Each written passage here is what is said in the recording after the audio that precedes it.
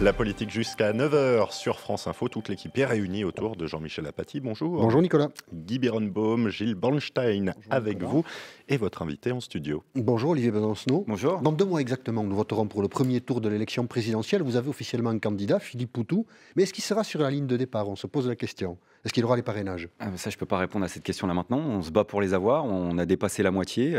Il y a un risque qu'on ne les ait pas. Il y a encore un espoir qu'on les ait. Ça sera ric-rac, quoi qu'il en soit. Vous savez comme moi que les règles ont été durcies. Elles étaient déjà compliquées dans un système qui est déjà un peu absurde. C'est le parrainage des maires. Là, cette fois-ci, les maires devront directement envoyer leur parrainage à la préfecture. Et surtout, il y aura une annonce publique au fil de l'eau, ce qui va mettre un petit peu plus la pression sur les maires. Et vous savez que pour des partis comme nous, évidemment, c'est dans les petites communes qu'on va, puisque dès qu'on tombe sur des grosses agglomérations, on tombe sur le contrôle des partis institutionnels qui ont la consigne de ne parrainer que leur propre parti. Donc nous, on repréconise un autre système. Ce serait un système de parrainage citoyen, populaire. On peut discuter du chiffre, du nombre. Il y a d'autres pays qui le font, mais ce serait quand même beaucoup plus démocratique, si on veut sélectionner à l'entrée, d'imaginer un système de parrainage populaire, parce que les maires en ont ras-le-bol, les organisations comme les nôtres en ont ras-le-bol, et puis derrière ça, au-delà de ce qu'on pense du NPA, de Philippe Poutou, de notre organisation, de notre courant politique, il y a quand même l'idée qu'un des rares qui n'est pas politicien professionnel dans cette campagne, comme par hasard, c'est un des rares qui a des difficultés à obtenir ses signatures. Et lui, il est ouvrier dans l'industrie. C'est un des rares à savoir de quoi il parle quand il parle justement des questions d'emploi, de chômage, de l'industrie qui s'en va, de toutes ces choses-là. Donc chaque élection présidentielle, votre courant de pensée, votre parti était représenté. Là, il pourrait donc ne pas l'être. Il pourrait l'être aussi. Voilà, c'est une bataille, mais c'est pour ça que je profite de l'antenne pour continuer à nous adresser à tout le monde, y compris d'ailleurs aux organisations politiques de gauche, en disant pourquoi ne pas lever cette espèce d'oukase qui consiste à dire ne donnez pas aux autres partis. J'entends que tous les autres candidats l'ont. Voilà, j'entends que Jean-Luc Mélenchon, il est à je ne sais pas combien. Toutes les autres promesses de signature, pourquoi par exemple, ne dirait pas puisque moi je les ai, ce serait bien que Philippe Poutou puisse être aussi candidat. Après tout, il y a bien une gauche à sa gauche. Vous leur dites quoi pour justifier que vous... C'est des bases démocratiques, nous on leur met pas une disquette dans la tête sur la base de notre programme, c'est aux maires, on leur dit tout simplement, voilà, est-ce que vous pensez que c'est juste et cohérent qu'un courant politique comme le nôtre, aussi petit soit-il, mais qui est présent le restant de l'année, puisse être présent à cette échéance-là? En tous les cas, le fait qu'il y soit pas, est-ce que ça poserait pas un problème démocratique? Et ça poserait un problème démocratique supplémentaire par rapport à la crise politique qu'on connaît, la crise de représentation politique qu'on connaît, qui est quand même vachement plus forte à cette élection-là qu'aux élections précédentes. On voit toutes les mobilisations qui commencent à débuter sur les questions de corruption, de représentation politique. Enfin, il y a quelque chose de très très fort sur l'idée, est-ce que oui ou non, la politique est affaire de politiciens professionnels? Est-ce que oui ou non, on se condamne nous-mêmes à accepter l'idée qu'il y a un corps qui se détache de la société pour être professionnel de la politique, pour décider de nos vies, alors que la plupart ne la connaissent même pas? L'exemple Trump vous plaît bien, c'est-à-dire pas de professionnel de la politique. Non, pas franchement, parce que Donald Trump, justement... C'est pas un professionnel de la politique, lui. Pour moi, il n'y a pas plus politicien et candidat c'est autre système. chose, ça. Non, mais les deux. Mais il n'a pas fait de la politique avant. La politique, vous savez, pour moi, c'est pas C'est simplement... son premier mandat. Oui, non, j'ai compris, mais enfin, moi, il a pas franchement une tête de novice. Enfin, je ne veux pas focaliser d'ailleurs sur sa tête et sur son profil en particulier, que vous montrez en plein écran en ce moment, même si c'est tentant. Mais pour moi, la classe politique, c'est aussi, vous savez, ces allers et revenus entre, d'un côté, des conseils d'administration de grandes entreprises que connaît bien M. Trump, et puis de l'autre côté, une classe politique qui a fait ses écoles avec. Voilà, vous lisez par exemple les sociologues, les Pinson-Charlot, vous expliquent à quel point la classe politique... C'est le manque fait de diversité. Ouais, ça va même, je crois, au-delà. C'est vraiment, eux, les sociologues, les Pinson-Charlot, ils parlent par exemple de consanguinité de la classe politique. C'est des gens qui ont grandi ensemble, qui ont fait les mêmes écoles, qui connaissent les mêmes cercles, les mêmes clubs, et en général avec les mêmes cercles que les grands capitaines d'industrie. Donc j'insiste là-dessus parce que j'ai entendu justement à gauche sur Donald Trump certaines personnes dire à l'époque, je me souviens... Allez, il y a des ouvriers qui votent sur des questions économiques pour Donald Trump. Ils ont envie de voter contre le système, justement, parce que ce ne serait pas un politicien professionnel. Dans la gauche radicale, j'ai entendu des intellectuels, des figures le raconter. Il n'y a pas de nom. Et puis, finalement, quelques semaines après son élection, Wall Street faisait des bons records. Donc, comme candidat anti-système, on repassera quand même. Si vous n'aviez pas vos parrainages, qui soutiendriez-vous? Avec des si... on coupe du bois. Non, mais bon, ok. Bravo. Là, franchement, vous ça faites le politicien professionnel. Si vous voulez, il n'y a pas de problème. C'est du côté politicien professionnel. Il y a Nathalie Arthaud qui représente l'extrême gauche. Non, mais en fait, c'est pas du tout de la langue de bois, c'est pas du tout politicien professionnel. Je vais vous dire, c'est avec le cœur. Je vous le dis franchement avec le cœur. C'est que nous, on est en train de mouiller. Je peux pas répondre à une question comme ça. À partir du moment où vous mettez à notre place, on a des centaines de militants qui s'y. Alors, je vais vous la poser autrement. Est-ce qu'une non, mais même autrement, je vous le dis tout de suite, ça marchera pas. Je vais essayer quand même. Est-ce qu'une seule candidate d'extrême gauche ça suffit pas. Et puis ça donnerait peut-être plus de force plutôt que de séparer vos voix sur 2 candidats, de les rassembler sur une seule. La question Nathalie de la Arthaud, fédération des forces anticapitalistes, c'est une vieille question. Nous, on pensait qu'elle était posée notamment autour de la mobilisation Nuit debout, par exemple. On s'adressait à Lutte ouvrière, qui n'a pas voulu en entendre parler, qui pensait que c'était son propre courant. Jean-Luc Mélenchon, visiblement, avait rendez-vous avec l'histoire et avec la France, donc il n'a pas voulu non plus en entendre parler, si ce n'est derrière sa propre candidature. Donc l'idée d'une fédération par le bas, c'est une idée qui, de toute façon, sera posée à tous et à toutes, parce que la crise politique, elle ne va pas s'arrêter avec 2017, elle va connaître une nouvelle page.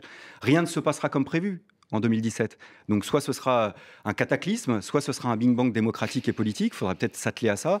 Et nous, c'est à ça qu'on s'attelle. Donc moi, je me le dis sans me marrer. C'est-à-dire que nous, aujourd'hui... c'est pour ça que je ne peux vraiment pas répondre à cette question. Quand vous avez des centaines de militants qui ne sont pas des militants professionnels, qui ne sont pas payés pour le faire, qui sillonnent toute la France en dehors de leur boulot pour arracher des signatures, c'est pas pour que je vous lâche à l'antenne.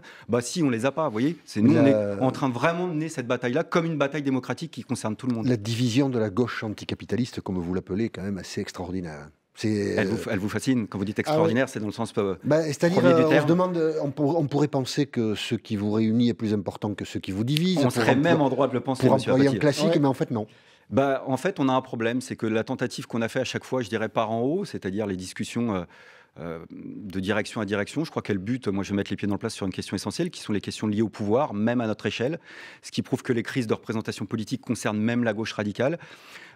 Si on veut s'atteler à la question du pouvoir, c'est-à-dire faire en sorte que ça ne devienne pas un obstacle, alors il faut envisager des solutions stratégiques pour que le pouvoir devienne partagé.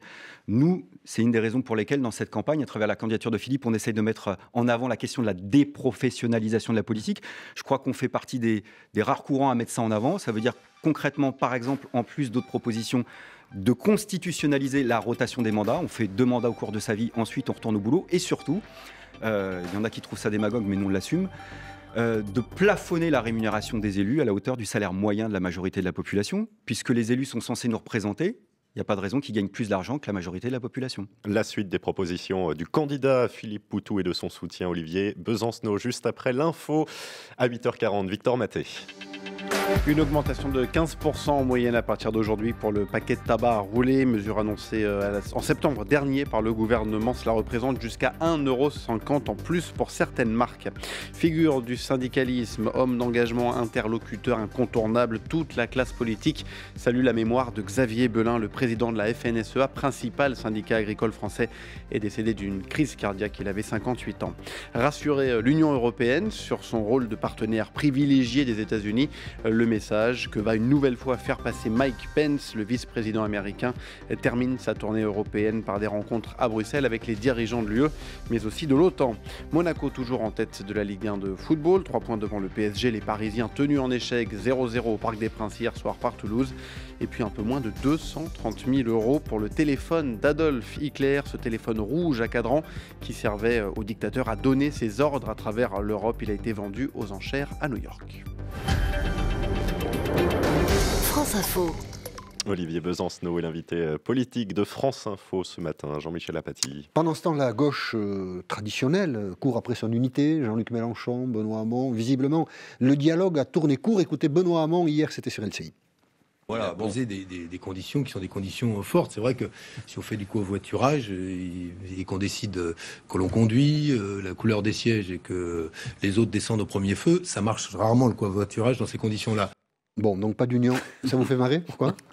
J'avais pas entendu l'image. L'image du covoiturage, ouais, oui. C'est pas mal, Benoît Hamon trouve que Jean-Luc Mélenchon décide un peu de tout seul. Ouais, non, mais je pense ils sont en compétition politique un peu sur le même terrain, comme vous le disiez d'ailleurs. Je pense que, au-delà d'ailleurs du cas Hamon-Mélenchon, je pense que là, je vous parlais des perspectives politiques. Si on veut essayer un minimum de prendre de hauteur, je crois qu'on va vers une grande recomposition politique à gauche. Je crois qu'il y a 3 pôles qui vont se dessiner. Clairement assumé, c'est une nouveauté par rapport aux années précédentes. On va avoir un pôle libéral à gauche complètement assumé autour de Macron, une partie du Parti Socialiste, Ségolène Royal, Manuel Valls, j'en sais rien, je ne suis pas dans le secret des dieux, mais en tous les cas, il y aura ce pôle-là. Il y aura un pôle qui va vouloir refaire la social-démocratie un petit peu à l'ancienne, avec peut-être une compétition entre Hamon et Mélenchon. Qui va savoir s'ils arriveront à se mettre d'accord. Et puis il y a un 3e pôle, moi c'est celui qui m'intéresse, dont on sent beaucoup orphelin aujourd'hui dans des organisations politiques, y compris du PC, du PG, de lutte ouvrière, chez des libertaires, chez des syndicalistes, chez des militants de quartier, chez des gens 100 partis qui ont participé, par exemple, à la mobilisation loi travail ou qui ont été manifestés samedi pour justice, pour Théo, qui ont été manifestés contre la corruption dimanche et qui se disent on est orphelin d'une représentation politique aussi décomplexée dans notre propre camp à nous. Donc nous, le message qu'on essaye de délivrer, parce qu'on a bien conscience que ce n'est pas le NPA à lui seul qui peut être cette représentation politique-là, c'est justement d'avoir cette démarche qui combine les questions sociales, les questions démocratiques. Mais en effet, je crois qu'on va vers ce chamboulement de l'échiquier politique. 3 blocs, c'est une impuissance politique. Je ne sais pas si c'est une impuissance politique, c'est probablement beaucoup de clarté en tous les cas. Donc on verra ce que l'avenir nous dira. Le problème, c'est qu'on ne peut pas imaginer une recomposition politique, comment dire, se cristalliser et se consolider simplement à partir d'une échéance électorale. Puisque là, vous savez, il y a Rosa Luxembourg, une grande révolutionnaire, qui disait ça. Il fait le monde est en train de se déliter pan par pan et la plupart des gens ne s'en rendent pas compte et continuent à croire qu'ils avancent sur un sol ferme. Et quand vous regardez la classe politique, on a cette impression-là, même à gauche. Donc de toute façon, ce système est à bout. Quand, comment il va craquer, j'en sais rien. Mais de toute façon, il en faudra un nouveau. Donc l'histoire des blocs dépend aussi de ce qui se passe dans le pays, de ce qui se passe dans l'opinion, de ce qui se passe à la base, de ce qui se passe au jour le jour, de ce qui se passe aussi dans les mobilisations sociales. Il y en a peu. Vous voyez, c'est là où c'est extraordinaire, c'est que justement, il n'y en a pas peu. Vous regardez d'abord sur les services publics, il y a une multitude de mobilisations locales. Je pourrais vous en parler, notamment dans le domaine de la Poste, plus tard que... Mercredi prochain, il y aura un rassemblement pour défendre un bureau de poste à Crimée dans le 19e, mais vous pouvez prendre dans les régions, dans les campagnes, c'est la même chose. C'est vrai dans le domaine hospitalier, c'est vrai sur des questions écologiques par rapport à des projets qui sont jugés inutiles, c'est vrai dans les quartiers populaires par rapport aux questions des violences populaires, c'est vrai sur la question d'emploi. Policière, et puis, pas les violences populaires. Violences policières. Oui, excusez-moi de cela, il est un peu maladroit. Mais en tous les cas, sur la mobilisation, pour revenir à votre question, vous savez, il y a eu un numéro de passe-passe dans cette campagne qui est extraordinaire, c'est qu'on a l'impression qu'il ne s'est rien passé autour de la loi travail. Ça, c'est une illusion, mais une vraie illusion. En tout cas, on a a été vécu 4 mois. Enfin, pas votée, mais elle a été adoptée. Vous avez eu raison de vous reprendre vous-même. Mais voilà. C'est très bien d'avoir l'honnêteté. Vous voyez, tout à l'heure, j'ai fait un lapsus, il n'était pas beau. C'est bien de vous reprendre vous-même. Il n'a pas été voté, il est passé au 49.3 et ça a laissé des traces. C'est-à-dire que pendant 4 mois, je crois qu'on a gagné la bataille de l'opinion, mais au-delà de la bataille elle-même, je crois qu'il y a des réflexes qui ont été pris dans cette mobilisation. Le fameux chemin des convergences qu'on attendait depuis des années, là, il a commencé à se cristalliser. Et surtout, je termine là-dessus, l'occupation des places. Je peux vous dire un truc, c'est qu'il y aura de nouveau des mobilisations sociales à un moment ou à un autre, et on n'attendra pas 1000 ans pour réoccuper les places, par exemple. Est-ce que vous n'avez pas raté le coche, vous, ce personnage, d'incarner cette mobilisation à gauche? Je pense ça il y a 12 ans maintenant. Après 2005, ces discours, on entendait exactement les mêmes. Ces différents pôles, ces différents blocs, ces convergences dans une lutte. Est-ce que ce n'était pas à vous d'incarner ce mouvement-là? Deux problèmes. D'abord, la situation n'était pas tout à fait la même à l'époque. Je pense que, par exemple, le Parti socialiste n'était pas arrivé à l'état de décomposition et de crise politique auquel on en est arrivé maintenant, mais aussi parce qu'il y a toutes ces années qui sont passées. Et deuxièmement, moi, c'est ma marque de fabrique, ça peut agacer ou pas, j'en sais rien, mais pour moi, le problème, il se pose précisément pas en termes d'incarnation. Si on le prend par le biais de l'incarnation, on retombe dans le problème du haut que j'évoquais tout à l'heure, qui est le point de blocage pour fédérer les forces anticapitalistes, c'est-à-dire on attend le leader, on attend le nouveau chef, et moi, je ne pense pas que ça soit d'un chef ou d'un leader dont on est orphelin aujourd'hui, c'est simplement de la conscience qu'on peut écrire notre propre destin par le bas, en fédérant les forces. Et à partir de là, oui, on pourra imaginer qui peut prendre la parole ou non, mais tant qu'on reste dans ce registre, enfin, comment dire, pas jouer les vieux combattants, mais des élections présidentielles, j'en ai vécu quelques-unes, j'en ai vu aussi quelques-unes. Et là, on est dans un état de personnalisation et de personnalisation à l'extrême, jusqu'à la primaire, jusqu'à l'hologramme. On est là à dire, en gros, on s'adresse aux gens en disant... votez pour moi, je vais régler les problèmes à votre place. C'est-à-dire, on est dans le processus de délégation de pouvoir posé, je dirais, à l'extrême. Et pour moi, la délégation de pouvoir, ça ne fait pas partie de la solution parce que ça fait partie du problème depuis le départ. Même les mouvements collectifs, comme en Espagne, ont une incarnation aujourd'hui. Mais avec Iglesias, par exemple. Oui, c'est vrai. Et ça n'empêcherait pas qu'il y en ait plusieurs, mais votre personnage au milieu de ça... Mais par exemple, une organisation comme Podemos, que vous citez, que je connais bien, elle a plusieurs représentations politiques. Alors, il y en a une qui est forte, en effet, Iglesias, qui prend beaucoup de place. Ça pose aussi des débats et des discussions au sein de Podemos, d'ailleurs. Mais il y a quand même une pluralité de la représentation. Enfin, je veux dire, un mouvement comme Podemos a fait surgir sur le devant de la scène des tas de visages qu'on ne connaissait absolument pas avant. Olivier Besancenot, toutes ces questions sur l'incarnation, comme le rappelait Nicolas Teilhard, ça fait des années qu'on en parle. Et puis là, vous vous retrouvez en face de vous, il y a Marine Le Pen. Elle est là.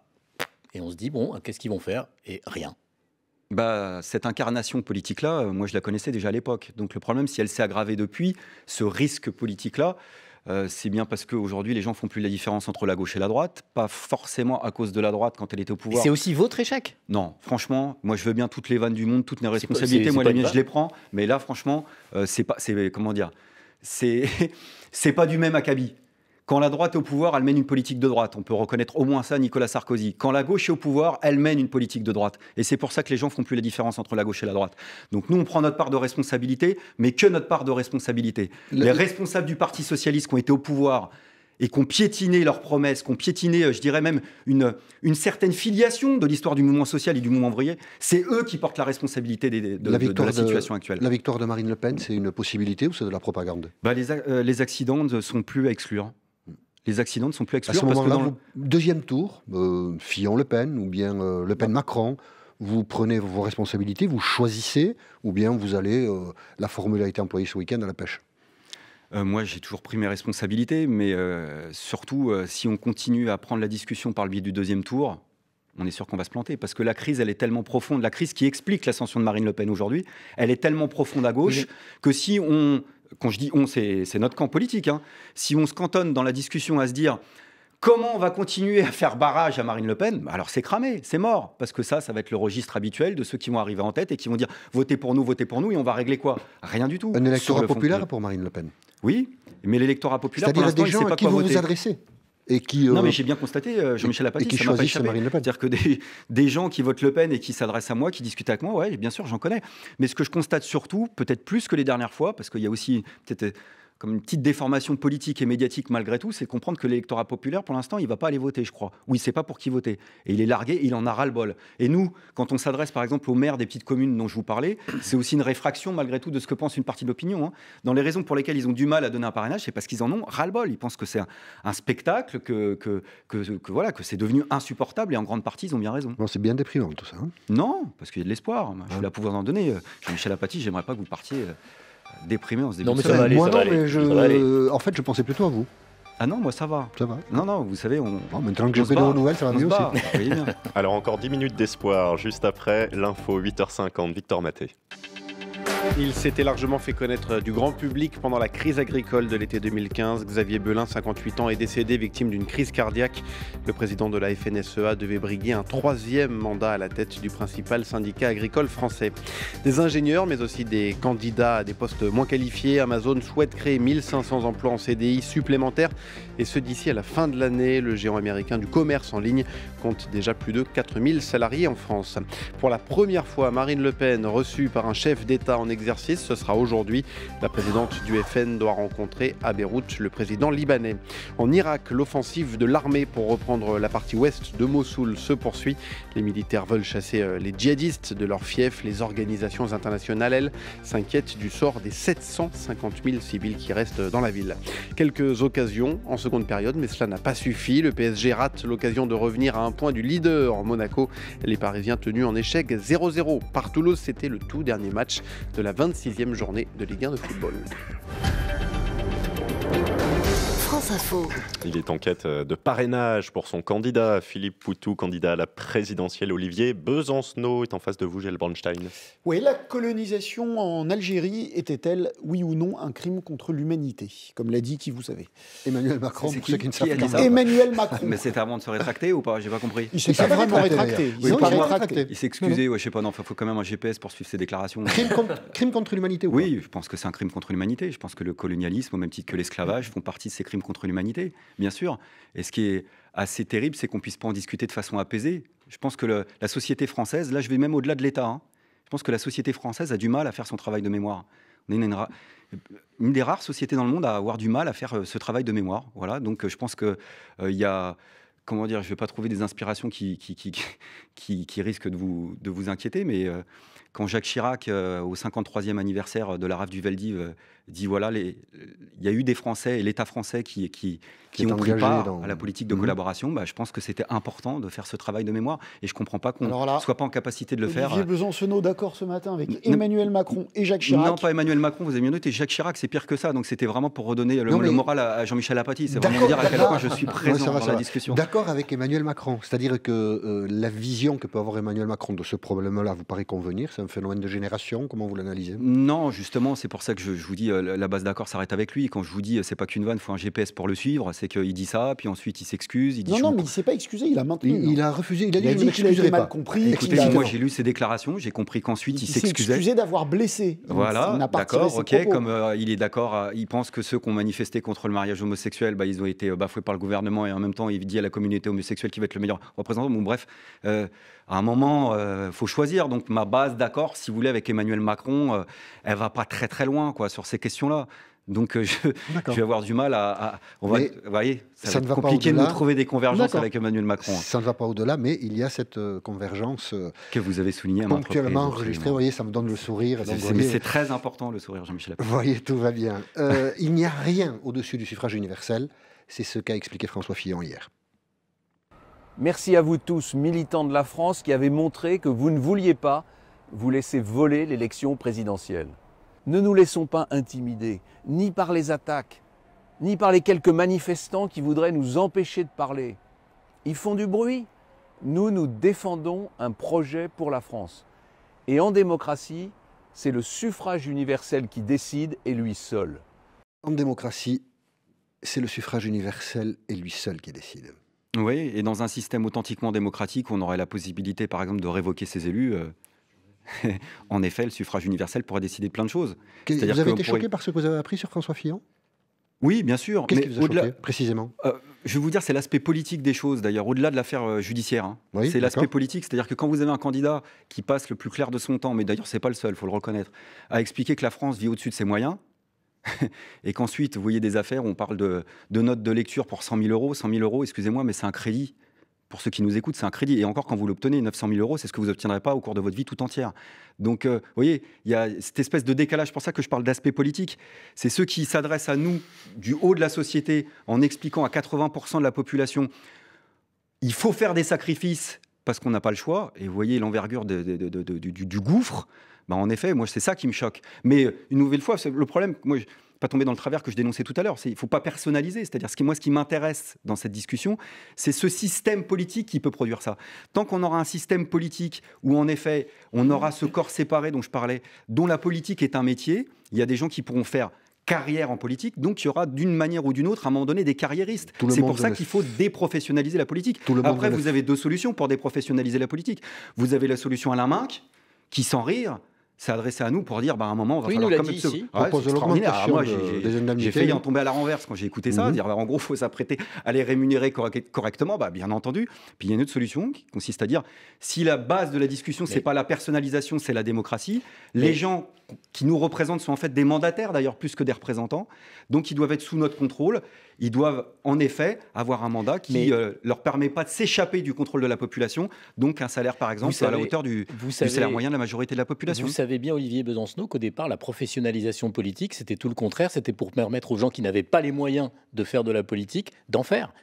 Au départ, c'était des rentiers, c'était ceux que vous appelez les oligarques. C'est pour ça que la professionnalisation, c'est bien ça dont je parle. C'est-à-dire qu'à un moment donné, moi je fais pas de démagogie, si vous votez pour quelqu'un qui a un mandat, il doit pouvoir faire son mandat à part entière. Surtout à ce niveau-là, c'est une évidence. Donc, il doit être extrait du travail. C'est bien pour ça qu'il faut renforcer les moyens de contrôle démocratique. C'est pour ça que je parle de rotation. Instituer le fait qu'on fasse pas plus de mandats au cours de sa vie. Ensuite, on retourne au boulot, voire on y va tout court pour certains qui parlent de nos vies alors qu'ils les connaissent même pas. Voilà, ça, c'est pour ça qu'il n'y a pas de... Comment dire, il n'y a pas de garde-fou individuel en la matière. C'est impossible de dire, moi, écoutez, vous me connaissez, je ne vais pas vous la faire à l'envers, votez pour moi, ayez confiance, comme dans le livre de la jungle. Personne, on ne peut pas rentrer dans ce registre-là. C'est des garde-fous et des garanties collectives. C'est bien pour ça que c'est un nouveau système démocratique qu'il faut inventer, qui combine suffrage universel et démocratie directe. Chacun mène sa carrière politique à sa façon. La responsabilité personnelle de François Fillon est engagée dans cette histoire. Est-ce que ça aurait été mieux, selon vous, qu'il se retire? Vous pensez qu'il a raison de dire et qu'il doit aller jusqu'au bout, et c'est les électeurs qui diront ce qu'ils pensent de son attitude? Moi, je peux pas dire ça. C'est pas mon camp. Je peux pas me permettre de dire. Mais comment dire Ça vous est égal, que ce soit Fillon ou un autre, ça vous est Oui, égal. mais perfinement, j'ai envie de dire, vas-y, fonce. Ah, perfidement, d'accord. Vas-y, fonce, parce que, je sais plus, il y a quelqu'un qui au travail m'a dit ça, c'est plus une élection, c'est Top Chef, il y a tellement de casseroles que, bon, voilà, donc à droite, ça va être un concours de casseroles, peut-être à gauche aussi, de toute façon, on aura plein de surprises, donc voilà, comme c'est pas mon camp, on peut... Mais le problème, je vous dis, au-delà des individus, c'est ce que ça révèle. Et à un moment, on peut plus faire comme si ça n'existait plus, parce que ça fait quand même quelques-unes. Hein. Regardez le monde qu'il y a eu, malgré tout, place de la République encore dimanche. Hein. Dernière question. Il y a eu des manifestations suite à l'arrestation brutale de Théo, des manifestations qui ont dégénéré.